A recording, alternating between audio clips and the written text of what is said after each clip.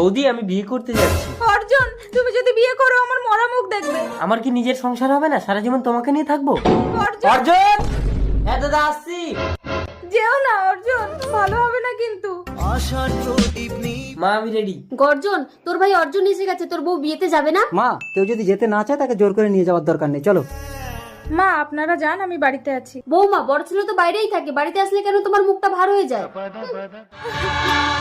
বিশ্বাস করো ভগবান, আমার স্বামী যদি বাড়িতে থাকতো আমি কখনোই নষ্ট হতাম না।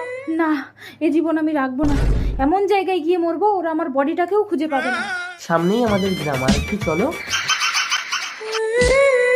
অর্জুন, আমি মরে আমার অতৃপ্ত আত্মা হালে হালে ডালে ডালে ঘুরে বেড়াবে, আর তুমি তোমার বউ নিয়ে সুখে সংসার করবে। এ আমি হতে দেব না।